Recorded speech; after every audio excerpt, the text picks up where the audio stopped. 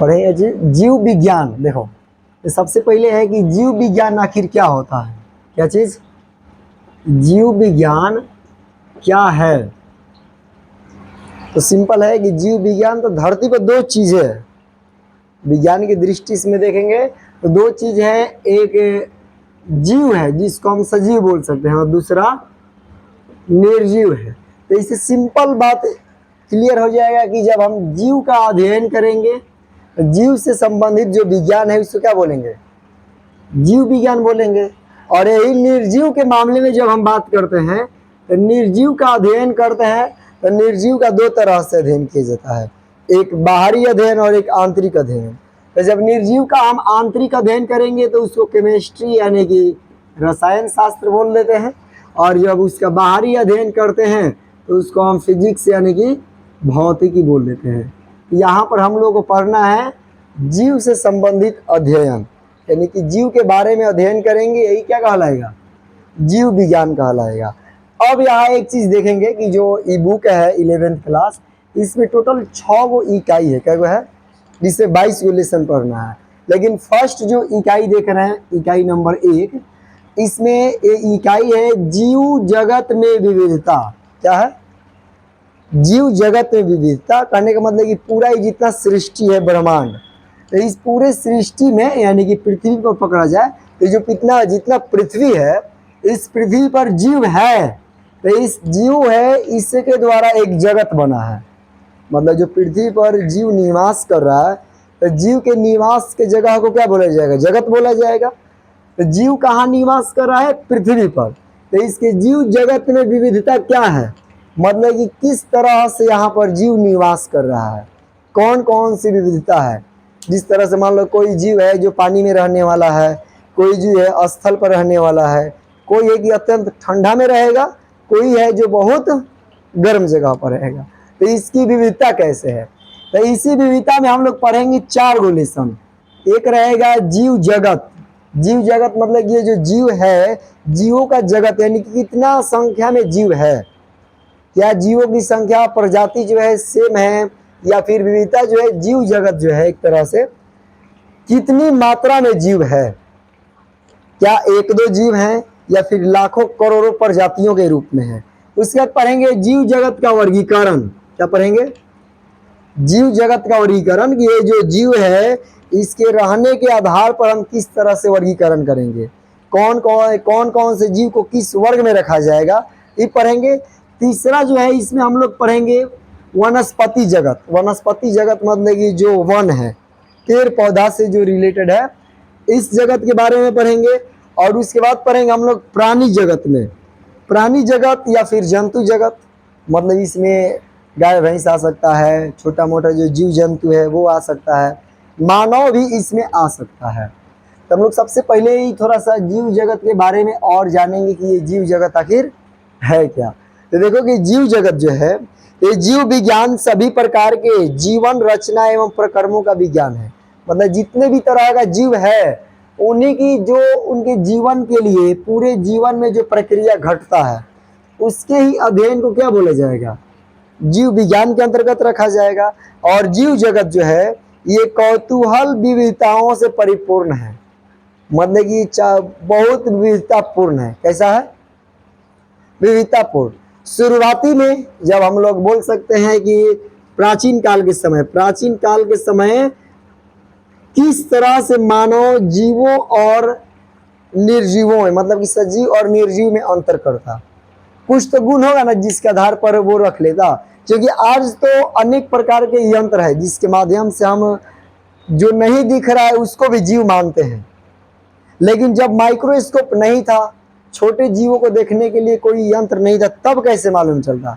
तब केवल जिसमें प्राण होता, जो अपना स्थान बदल लेता, उसी को बोला जाता, जो भाग सकता था उसी को सजीव बोला जाता, बाकी सब चीज को निर्जीव। मतलब कि पहले अगर बोला जाए निर्जीव के लिए तो निर्जीव में रखा जाता वायु को, मतलब हवा को, पानी को, गैस को, जो खनिज हो उसको क्या रखा जाता? निर्जीव के अंतर्गत। जो कि ये सिंपल है, अपना स्थान ना बदलता, इसमें कोई परिवर्तन नहीं था, इस कारण से। और सजीव के अंतर्गत केवल जीव जंतुओं को रखा जाता, पक्षियों को रखा जाता, खुद मानव को सजीव के अंतर्गत रख लिया जाता। तो उस समय ऐसा अलगाव करना, दोनों में अंतर करना प्राचीन काल के मानवों को आसान था। और ये जो इतिहास हम जानेंगे, ये जो जीव विज्ञान है जीवों का, तो जीव मानव के आने के काफी पहले से हैं। मतलब कि मानव का जब पृथ्वी पर अवतार नहीं हुआ, मानव जब पृथ्वी पर नहीं आया, उससे भी पहले पृथ्वी पर क्या था, सब अनेक प्रकार के जीव सब था। तो उन सभी के बारे में, जिसे कुछ मिट्टी के अंदर थे, कुछ मिट्टी के ऊपर थे, कुछ आंख से दिखाई देने वाले थे, कुछ आंख से दिखाई नहीं देने वाले थे, कुछ ऐसे जीव जहाँ पर सामान्य जीव, मतलब कि जो हम लोग हैं, या तो कोई इंसान है या फिर जानवर है, जहाँ पर सामान्य जीव नहीं रह सकता जितना ठंडा में, वहां पर भी सूक्ष्म जीव रहने के लायक हैं। जिस खारे जल में दूसरे जीव को रहना मुश्किल होता है, उसमें भी जीव पाए जाएंगे, तो अलग प्रकार के जीव हुए। इतना गर्म, जहां पर झरना गिरता है, जहां गर्म झरना गिर रहा है, वहां पर जो अनेक प्रकार के जीव नहीं रह पाएंगे, वहां खास प्रकार के जीव रह पाते हैं। तो इस तरह से देखेंगे कि उनके जो जीव है, ये जीव किस तरह से अपने जीवन के लिए विविध प्रकार से निवास कर रहे हैं। तो अब इसमें हम लोग देखेंगे, सबसे पहले जो चैप्टर है जीव जगत। तो इस जीव जगत के बारे में जानने से पहले एक वैज्ञानिक है जिनका नाम एर्नस्ट मेयर है। क्या नाम है? एर्नस्ट मेयर। उनका नाम है एर्नस्ट मेयर। ये इस पृथ्वी पर अपने जीवन के रूप में 1904 से लेकर के 2004 तक रहे। कब? मतलब 1904 में जन्म हुआ और 2004 तक जीवित रहे। बाकी अपने जीवन में इन्होंने जीव विज्ञान के लिए बहुत महत्वपूर्ण कार्य किए। मतलब कि जीव जगत में इनकी भूमिका बहुत ज़्यादा रहा। किस तरह से रहा, कौन से काम के लिए? तो इनका जन्म मालूम चल गया कब, यहाँ पे लिख सकते हैं हम 5 जुलाई को। कब? 5 जुलाई 1904 को इनका जन्म हुआ और जर्मनी में हुआ था। कहाँ पर? जो एर्नस्ट मेयर है, इनका जन्म जर्मनी में हुआ। और ये जो है हार्वर्ड विश्वविद्यालय के विकास परक जीव वैज्ञानिक थे। मतलब कि लोग जाता है पढ़ने हार्वर्ड विश्वविद्यालय में ना, लेकिन वहां पर ये क्या थे? वैज्ञानिक के रूप में कार्य कर रहे थे बायोलॉजी के विभाग में। और इन्हें 20वीं सदी का डार्विन कहा गया है। मतलब कि इनको डार्विन की उपाधि दिया गया है। किसका? इनको 20वीं सदी का डार्विन कहा गया है। क्या कहा गया? डार्विन। मतलब जो 20वीं शताब्दी चला, 20वीं सदी का इनको डार्विन कहा गया। डार्विन भी जो है एक महान जीव वैज्ञानिक थे। कह रहे अब तक के 100 महान वैज्ञानिकों में से एक थे। अगर मतलब अभी तक मिलाया जाए 20वीं सदी तक, अभी 21वीं सदी चल रहा है, तो इसमें क्या है कि इनको 100 को जो महान वैज्ञानिक का लिस्ट रखा जाए, उन 100 महान वैज्ञानिकों में से ये भी एक वैज्ञानिक रहे। कौन? एर्नस्ट मेयर। 1953 में हार्वर्ड विश्वविद्यालय की कला एवं विज्ञान संकाय से में नौकरी प्राप्त और 1975 में Alexander Agassiz professor of zoology emeritus की पदवी के साथ अवकाश प्राप्त किए। मतलब कि इनको पद मिला और अवकाश, मतलब कि इसी पद के साथ ही अपना रिटायरमेंट ले लिए। मतलब कि वहां से इनको छुट्टी हो गया।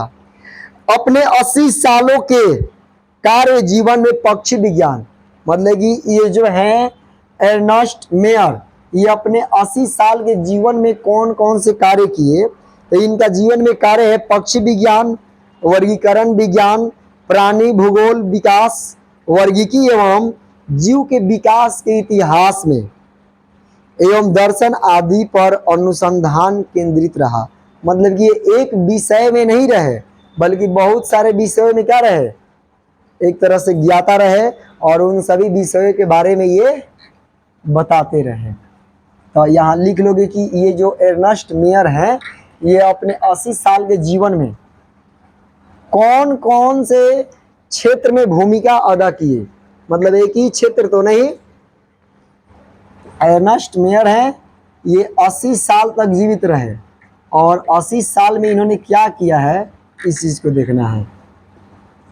80 वर्ष में इन्होंने क्या पक्षी विज्ञान में कार्य किया, किसमें? पक्षी विज्ञान पर भी इन्होंने शोध किया अपना, और उसके बाद वर्गीकरण विज्ञान,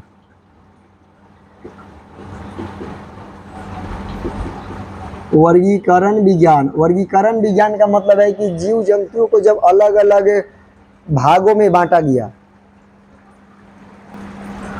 वर्गीकरण विज्ञान मतलब कि जो जीवों का बंटवारा रहा, अलग अलग क्लास यानी कि वर्ग में बांटा गया, उसमें भी इनका मदद रहा।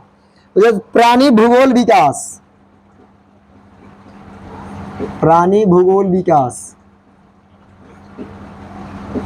इसमें भी इन्हें महत्वपूर्ण भूमिका निभाया। इसके बाद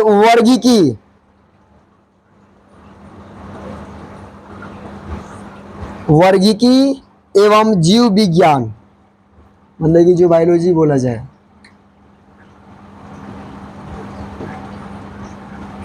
जीव विज्ञान, इन सभी विषयों में इन्होंने अपने 80 साल के जो जीवन का कार्यकाल रहा, उसमें इन्होंने इन सभी अलग अलग क्षेत्रों में अपना योगदान दिया। फिर क्या था करें कि आप जो है अकेले विकासीय जीव विज्ञान के केंद्रीय प्रश्न जाति विविधता की उत्पत्ति को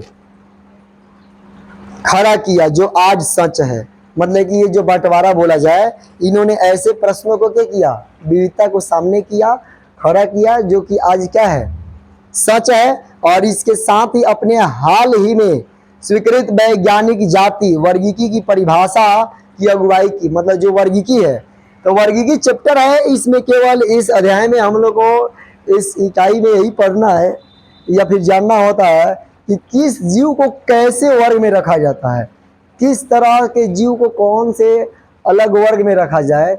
इस विज्ञान का अगुवाई कौन किया? अर्नेस्ट मेयर ने। मेयर को 3 पुरस्कार दिए गए, जिन्हें व्यापक तौर पर जीव विज्ञान के 3 ताजों की संज्ञा दी गई है। मतलब इनको कै गो प्राइज दिया गया? 3 गो प्राइज दिया गया। और ये जो प्राइज है इनको दिया गया अर्नेस्ट मेयर को, उनको 3 ताज के नाम से जाना गया। किस नाम से? 3 ताज से। और 3 गो पुरस्कार कौन रहा, ये लिखोगे तो नहीं, 3 गो जो प्राइज मिला वो पुरस्कार क्या रहा? सबसे पहले बॉल्जन प्राइज 1983 में इनको मिला। दूसरा प्राइज जीव विज्ञान के लिए इनको इंटरनेशनल प्राइज दिया गया 1998 में। फिर इसके 1 साल बाद क्राफोर्ड प्राइज 1999 में दिया गया। और इसी के साथ ये तीनों प्राइज के साथ इनका जो निधन है 100 वर्ष के उम्र में होता है। कितना? 100 वर्ष, पूरा 100 साल जीते हैं 1904 से लेकर के 2004 तक। और तब इनको स्वर्ग मिलता है, मतलब स्वर्गवासी होते हैं। क्योंकि जो नेक काम करता है उसको स्वर्गवासी होता है, लेकिन कोई भी नेक करे या फिर बुरा करे, उन सभी के मरने के बाद स्वर्गवासी देना होता है। किसी को लिखा हुआ नहीं देखा गया है नरकवासी फलाना, नरकवासी कुछ भी ऐसा है देखने को मिला है? अभी तक नहीं मिला है। तो स्वर्गवासी नरकवासी भाड़ में जाए। अब हम लोग को देखना है चैप्टर 1 जीव जगत। तो जीव जगत कितना अद्भुत संसार लगता है, नहीं लगता है?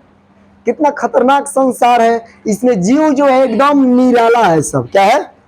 निराला है। और इसका श्रृंखला अगर देखा जाए, सीरीज, जीवों का सीरीज देखा जाए, मतलब श्रृंखला, तो जब देखेंगे तो ऐसा अचंभित लगेगा जो कि विस्मय में डाल देगा। मतलब ये जो दुनिया जिसमें हम इस जीव जगत में हैं, और इस जीव जगत को देखेंगे तो ये बहुत निराला है, विस्मयकारी है, आदमी को पगलवा देगा, पगला जाएगा। कैसे पगलाएगा? तो इसमें ऐसे जीव रहते हैं जहां पर इंसान सोच नहीं सकता है कि वहां रहना संभव है, वहां भी जीव रहता है। जीव ऐसे जगह पे रहते हैं, कुछ ऐसे जीव कि इतना ठंडा है कि वहां पर सामान्य तौर पर कोई नहीं रह सकता है, वहां पर भी जीव पाया जाता है जो सूक्ष्म के रूप में जीव है, सूक्ष्म जीव के रूप में है जो जीव, वो ऐसे जगह पर पाया जाएगा जहां पर कि साधारण उतना ठंडा में कोई नहीं रहेगा। उसके उल्टा ऐसे भी जीव होते हैं कि इतना गर्म में रह जाएंगे जहां पर सामान्य जीव नहीं रह पाएगा, ठीक। और ऐसे खतरनाक जगह पे रहेंगे कि अगर ईंटा गिरे तो आदमी जानवर वहां पे नहीं रह सकते, लगातार गिर रहा है तो उतना धार तेज में जल प्रपात से, कहां से, जल प्रपात से, वहां से उतना ऊपर से पानी गिरता है, तो जहां गिरता है वहां भी ये सब जीव पाया जाता है, वहां भी कुछ जीव अपने जीवित अवस्था में रह जाते हैं। तो सोचना पड़ेगा कि क्या है, कैसे जीव है सब। धरती के ऊपर भी जीव है, यानी कि मिट्टी देख रहे हैं उसके ऊपर भी जीव, चींटी, कीड़ा मकोड़ा सब रेंगता मिल जाता है। फिर पता चलता है कि माटी को कोड़ते हैं तो फिर माटी के अंदर भी मिल जाता है। इसका मतलब कि ये जो जीव जगत दिख रहा है, ये जगत असल में निराला है, बहुत ही मस्त है। आदमी जैसा सोच नहीं पाएगा वैसा है। आदमी सोचेगा कि आखिर ये जीव कहाँ से, इस तरह से कैसा। ये जीव जगत जो है क्या है, बहुत निराला है, और ये इतना छोटा नहीं है, हमारे सोचने से बहुत बड़ा है जगत। और ऐसे जीव रहते हैं जो हमें आश्चर्यचकित कर देते हैं। कुछ ऐसा जीव होता है जिसे सरपट दौड़ते प्रवासी अगर पक्षियों को देखा जाए तो घाटियों में खिलते फूल अथवा आक्रमणकारी शार्क की सुंदरता विस्मय। और बात करेंगे चमत्कार का आह्वान करती है, क्या चीज का, मतलब कि जो डॉल्फिन है किस तरह से आदमी की जैसा व्यवहार करती है। आदमी भकुआ जाएगा कि जानवर है कि मेरे घर के कौन है, तो इस तरह से जीव क्या होता है, विस्मयकारी पाई जाती है। शार्क जो है, शार्क की बात करेंगे तो वो खतरनाक है, पता नहीं चलेगा जान ले लेगी। पारिस्थितिक विरोध तथा समष्टि के सदस्यों तथा समष्टि और समुदाय में सहयोग अथवा यहाँ तक कि कोशिका में आणविक गतिविधि से पता चलता है कि वास्तव में जीवन क्या है। मतलब इन सभी चीजों को जब पढ़ेंगे, जब समझेंगे तो मालूम चलेगा कि रियल में आखिर जीवन क्या है। अगर पहला तकनीकी से बात करेंगे तो इसमें प्रश्न दो तरह के निर्विवाद प्रश्न हो सकते हैं। सबसे पहले का कि तकनीक है जो जीव तथा निर्जीव क्या है, तो सबसे पहले का बात की जाए कि जीव और निर्जीव क्या है, इसका उत्तर खोजना का प्रयत्न करेंगे तो मालूम चलेगा। दूसरा ये चीज कि प्रश्न जो है दार्शनिक है, और यह जानने का प्रयत्न करेंगे कि जीवन का उद्देश्य क्या है। मतलब कि प्रश्न दो तरह के आएगा। अगर जीव विज्ञान पूछेगा तो वहां पूछा जाएगा कि जीव क्या है, और वही अगर दार्शनिक पूछेगा तो दार्शनिक पूछेगा कि जीवन क्या है। ये प्रश्न दो तरह का है, दोनों महत्वपूर्ण है। एक है जीवन और एक है जीव। मतलब कि ये पूछा जाए कि जीवन क्या है और ये पूछा जाए कि जीव क्या है। तो इसको पूछेगा बायोलॉजी यानी कि साइंटिस्ट पूछेगा। कौन? इसको पूछेगा जो वो साइंटिस्ट पूछेगा, और इसको पूछेगा कौन? फिलोसफर यानी कि दार्शनिक। जो दार्शनिक है वो पूछेगा कि जीवन का उद्देश्य क्या है, मतलब जीवन क्या है, जीवन में कैसे आगे बढ़ेंगे, कैसे जीवन में प्रगति कर सकते हैं, कैसे अपने जीवन में नाम कमा सकते हैं, प्रतिष्ठा कमा सकते हैं, कैसे ऐश्वर्य प्राप्त कर सकते हैं। ऐसा प्रश्न कौन पूछेगा? दार्शनिक।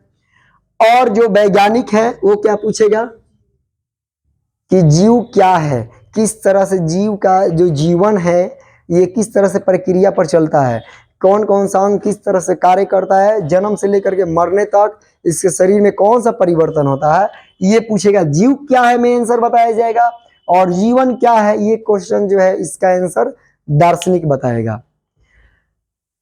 तो अगर वैज्ञानिक होने के नाते हम दूसरे प्रश्न के उत्तर का प्रयास नहीं करेंगे। अगर मान लो हम लोग वैज्ञानिक की तरह सोच रहे हैं, हम ही वैज्ञानिक हैं, तब हमें पहले प्रश्न से कोई लेना देना, अगर वैज्ञानिक है तो जीवन क्या है इस प्रश्न से लेना देना नहीं है।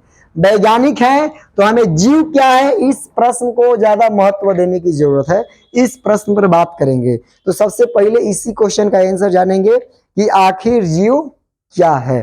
तो अगला टॉपिक आ जाएगा कि जीव क्या है। क्वेश्चन क्या करें कि जीव क्या है। तो जीव क्या है तो कहीं नहीं जाना है, अपने बारे में सोचना है। हम भी तो खुद क्या है? जीव है। तो अगर पूछेंगे जीव क्या है तो सबसे पहले अपने बारे में सोचेंगे कि हम क्या हैं। तो हम खुद जन्म लिए हैं, जन्म लेने के बाद मानसिक जो बोला जाए दिमाग में बढ़ोतरी हुआ है, शरीर में बढ़ोतरी हुआ है, प्रत्येक अंग अपना अपना कार्य किस प्रगति से कर रहा है, किस गति से कर रहा है, किस तरह का परिवर्तन हो रहा है, ये जीव क्या है, ये क्वेश्चन से हमारे दिमाग में आना स्टार्ट हो जाएगा कि सभी अंग प्रत्यंग में वृद्धि होगा, मानसिक स्थिति में वृद्धि होगा, जो भी शारीरिक वृद्धि है इसमें क्या होगा, वृद्धि होगा, और यही जीव है। इतना हम सोचेंगे, जब ये प्रश्न हमारे सामने आता है तो तुरंत ये सारा चीज क्या हो जाता है, दिमाग में आ जाता है। इसके साथ साथ क्या होता है, उपापचय, स्वयं को प्रतिलिपि बनाना, स्वयं को संगठित करना, प्रतिक्रिया करना तथा उद्गम आदि को भी जोड़ सकते हैं। मतलब इसके साथ साथ और भी बात को क्या करेंगे, हम जोड़ लेंगे, क्योंकि इसमें हम भोजन करेंगे तो वो भी उपापचय होगा, इसका प्रतिक्रिया होगा, इन सभी चीजों को क्या कर सकते हैं, हम जोड़ सकते हैं। इसमें और बात करेंगे कि जितने भी जीव होते हैं सभी क्या करते हैं, वृद्धि करते हैं। तो जो भी जीव है उस जीव में सबसे पहले क्या होता है, वृद्धि होता है। वृद्धि होता है, यहाँ अंदाजा लगा सकते हैं, चाहे कोई भी जीव हो, जीव चाहे कोई भी हो, या तो वो मानव जीव हो या फिर कोई जंतु हो। तो थोड़ा सा कल्पना कर सकते हैं कि जिस तरह से कोई बच्चा का, कोई अगर शिशु है, मानव शिशु, तो जितना जन्म के समय, क्या चीज, जन्म के समय और फिर 30 वर्ष बाद के समय, इन दोनों में हम अंतर देखेंगे और हमें जीव क्या है समझ में आ जाएगा। यानी कि जीव का जो बाहरी वृद्धि है, तो बाहरी वृद्धि होगा, उसका हाथ पैर का वृद्धि होगा, कपार बढ़ जाएगा, हाथ पैर बढ़ेगा, पेट बढ़ेगा, बढ़ेगा कि नहीं, सीना बढ़ जाएगा, ये सारा चीज क्या हो जाएगा, उससे परिवर्तन देखने को मिलेगा। आंतरिक परिवर्तन भी, उसका उपापचय कैसा है, ब्लड किस तरह से सर्कुलेट कर रहा है, उसके अंदर क्या चीज की कमी है, वृद्धि हो रहा है, कमी हो रहा है, इन सभी चीजों को देखेंगे तो हमें मालूम चल जाएगा कि जीव क्या है। यानी कि एक चीज सबसे पहले मालूम चलेगा कि जो जीव है वो जीव में क्या होता है, वृद्धि होती है, चाहे वो कोई भी जीव हो, या तो मानवीय जीव हो या फिर जंतु किसी जानवर का जीव हो। तो यहाँ देखेंगे तो क्या हो जाएगा वो, कि सबसे पहले क्या बात है कि जो भी जीव हैं तो सभी प्रकार के जीव वृद्धि करते हैं। जीवों का भार तथा संख्या में वृद्धि होना, ये जो है द्वियुग्मी अभिलक्षण है। क्या है, द्वियुग्मी लक्षण है, मतलब कि इसकी संख्या में बढ़ोतरी होगा और फिर उसके भार में भी वृद्धि होगा। करे बहुकोशिक जीव कोशिका विभाजन द्वारा वृद्धि करते हैं। किसके द्वारा, जो बहुकोशिकीय जीव है वो बहुकोशिकीय जीव किसके द्वारा, विभाजन के द्वारा वृद्धि करते हैं। और जीवन पर्यंत कोशिका विभाजन द्वारा संपन्न होता रहता है, और पूरे जीवन भर क्या होता है, उसकी वृद्धि में कोशिका का विभाजन होते रहता है। प्राणियों वृद्धि कुछ आयु तक होता है, मतलब प्राणियों में जब यह वृद्धि देखेंगे तो प्राणियों में यह वृद्धि जो है कुछ नियमित समय तक होता है, पूरे जीवन पर्यंत तक नहीं। जैसे पेड़ पौधा को देखेंगे तो पेड़ पौधा में तो पूरा जीवन भर उसमें वृद्धि होते रहेगा, लेकिन मानव है तो मानव में वृद्धि होगा, मानव में देखेंगे तो वृद्धि एक समय के बाद क्या हो जाएगा, रुक जाएगा। ये हम वृद्धि बात कर रहे हैं जीव के शरीर से, क्योंकि जीव है। और अगर जीवन के उद्देश्य से दार्शनिक अनुसार सोचेंगे, दार्शनिक अनुसार सोचेंगे तो जीवन भी हमेशा क्या करता है, जीवन में आदमी हमेशा वृद्धि करता है, मतलब उसका विचार बदलेगा, सोच बदलेगा, समझ में रहे ना, उसके अंदर की भावनाएं बदलेंगी। लेकिन ये जो जीव है, तो जीव में वृद्धि बोला जाए तो ये वृद्धि जो है कुछ लिमिट समय तक होगा, ये पूरा जीवन पर्यंत तक नहीं चलेगा। फिर बात करेंगे तो क्या है कि लेकिन कोशिका विभाजन विशिष्ट ऊतक में होता है, मतलब कि सभी ऊतकों में यह कोशिका विभाजन नहीं होता है। ताकि विलुप्त कोशिका एक स्थान पर नए कोशिका आ सके, मतलब कि जो कोशिका विलुप्त हो रहा है उसके स्थान पर क्या हो सके, दूसरा कोई कोशिका आ सके। मतलब कि जिसे एक तरह से अगर देखेंगे कि अगर मान लो किसी को घाव हो जाए तो वहां के कोशिका क्या हो जाएगा, खत्म हो जाएगा, और फिर उसका स्थान पर दूसरा कोशिका आ जाएगा। तो ये जीव जगत के लिए। किसी भी जानवर को भी अगर देखेंगे तो जानवर में भी क्या होगा, अगर उसके किसी अंग कट फट जाए तो फिर भी वहां क्या हो जाता है, भर जाता है, मतलब कि जो विलुप्त कोशिका है हट जैसे हटता है तो दूसरा कोशिका उसका जगह आ जाता है। करें एक कोशिकीय जीव भी कोशिका विभाजन द्वारा वृद्धि करते हैं। बड़ी सरलता से कोई भी इस पात्र संवर्धन एवं सूक्ष्मदर्शी से देखकर कोशिका का संख्या गिन सकता है। मतलब कि ये जो एक कोशिकीय होते हैं ये भी क्या करते हैं, अपनी कोशिका विभाजन द्वारा वृद्धि करते हैं। जिसे अमीबा को देखेंगे, शैवाल को देखेंगे, कौवा को देखेंगे, ये भी क्या करता है, अपनी कोशिका विभाजन द्वारा। और यही नहीं बल्कि और भी जो कायिक परिवर्धन वाला बोले जाए, जिसे आम का पेड़ है या फिर अमरूद का पेड़ है, कुछ ऐसे फूल है जैसे अड़हुल का है, ये भी क्या होता है, ये भी अपने कोशिका विभाजन के द्वारा वृद्धि करता है। कैसे, अड़हुल के फूल को नटे तोड़ के लेके आओ और फिर क्या करो, कहीं लगा दो, तो उसके कहीं भी डाली को तोड़ के लेके लगा देंगे दूसरी जगह तो क्या हो जाता है, वृद्धि कर जाएगा, लग जाएगा। उसी तरह से अमरूद भी है, अमरूद के भी कहीं उसके हड्डी मतलब कि जो उसका डाली है उसको छील दो और दूसरी जगह डाली इसमें साट के और मिट्टी से गोबर से बांध दो, तो कुछ दिन के बाद पता चलेगा कि यहीं से निकलना स्टार्ट हो गया। तो जो एक कोशिकीय होते हैं ये भी क्या करते हैं, कोशिका विभाजन के द्वारा ही वृद्धि करते हैं। अधिकांश उच्च कोटि के प्राणियों तथा पादपों में वृद्धि तथा जनन पारस्परिक विशिष्ट घटनाएं हैं। ये क्या है, मतलब जो उच्च कोटि के प्राणी और जंतु हैं या फिर पादप है, ये क्या है, ये पारस्परिक विशिष्ट घटनाएं हैं जनन के। और हम इसके बाद देखेंगे कि हमें याद रखना चाहिए कि जीव का भार में वृद्धि होने का भी वृद्धि समझा जाता है।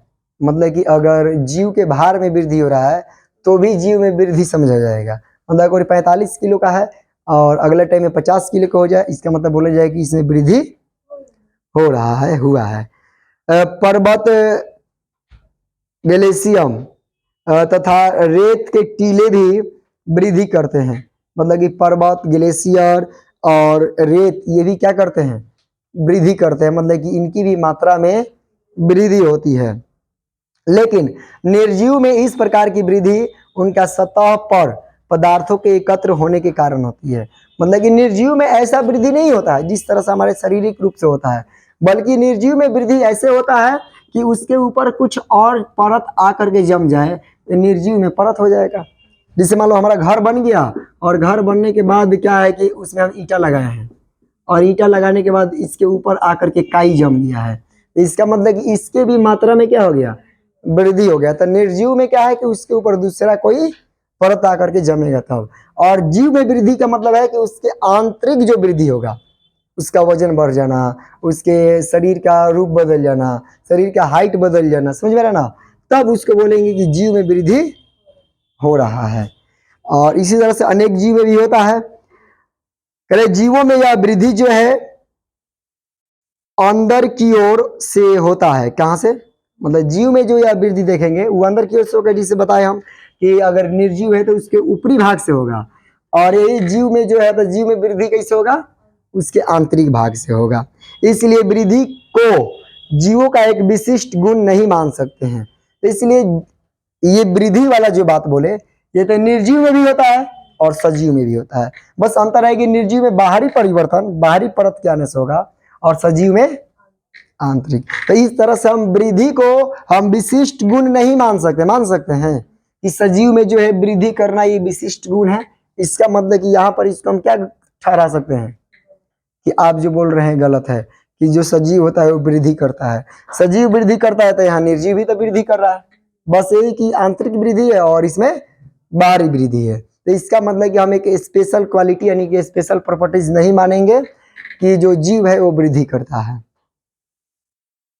क्रय जीवों में यह लक्षण जिन परिस्थितियों में परिलक्षित होता है उनका विवेचना करके करके करके ही यह समझना चाहिए कि यह जीव तंत्र के लक्षण है। मतलब कि बिना विवेचना किए, बिना उसका विस्तार से जाने हम नहीं कह सकते कि जीव का लक्षण है। अब देखेंगे इस प्रकार जनन भी जीवों का अभिलक्षण है। तो इस तरह से अब हमें पता चल गया संख्या बढ़ना, तो संख्या बिना जनन के नहीं बढ़ेगा। कोई भी जीव हो उस जीव में बिना जनन के संख्या नहीं बढ़ेगा। इसका मतलब कि अब हम बोलने वाले हैं कि जीव का जो है एक गुण है। तो जीव का जो है क्या एक गुण है, जीवों का एक अभिलाक्षणिक गुण है जनन, कि जो भी जीव होता है वो क्या करता है, जनन करता है। और वृद्धि के संदर्भ में इस तथ्य की व्याख्या हो जाती है, और इसकी हमें व्याख्या करने की जरूरत नहीं है, क्योंकि जब भी वृद्धि के बात आएगा तो उसमें जनन के बात आ जाएगी। बिना जनन के वृद्धि नहीं होगा संख्या में। और बहुकोशिकीय जीवों में जनन का अर्थ अपना संतति उत्पन्न करना है, जिसके अभिलक्षण लगभग उस अपने माता पिता से मिलता है। कहां से, माता पिता से। यानी कि हम यहाँ बहुकोशिकीय जीव में जनन के अर्थ का मतलब समझे कि जब जीव में क्या होगा, जनन होगा, तभी उसमें क्या होगा, संख्या में वृद्धि होगा। और निर्विवाद रूप से हम लैंगिक जनन के विषय में चर्चा कर रहे हैं, मतलब कि इसमें कोनो विवाद नहीं है। हम कौन से जनन में बात कर रहे हैं, जीव में जनन के लिए लैंगिक जनन। लैंगिक जनन के मतलब क्या, कि इसमें नर और मादा का होना जरूरी है, मतलब कि अब एक स्त्रीलिंग और एक पुल्लिंग रहेगा। और एक आता है अलैंगिक जनन, तो अलैंगिक जनन में ऐसा नहीं होगा, मतलब कि लैंगिक जनन जो है ये एक लंबी प्रक्रिया है, और अलैंगिक जनन जो है उसको हम कायिक प्रवर्धन भी कहेंगे, वो लंबी प्रक्रिया नहीं है। उसमें है कि जैसे पादप के लिए हम किसी भी पादप के दूसरे भाग को हटा करके दूसरे भाग पर लगा देंगे तो हो जाएगा, लेकिन जीवों में ऐसा नहीं होगा। यानी कि जंतुओं में, जीवों में ऐसा नहीं होने वाला है कि एगो के बच्चा को उठा के दूसरे के शरीर में साट देंगे तो वो वृद्धि हो जाएगा, ऐसा नहीं होगा। तो लैंगिक जो जनन है, इस अभी हम लोग जो जनन की बात कर रहे हैं वो लैंगिक जनन से रिलेटेड है। करे जीव अलैंगिक जनन भी करते हैं। फंजाई लाखों अलैंगिक बीजाणुओं द्वारा गुणन करता है और सरलता से फूल जाता है। क्या जाता है, मतलब कि बहुत आसानी से फूल जाता है। और निम्न कोटि के जीवों जैसे ईस्ट तथा हाइड्रा में मुकुलन द्वारा जनन होता है। किसके द्वारा, मुकुलन के द्वारा जनन होता है।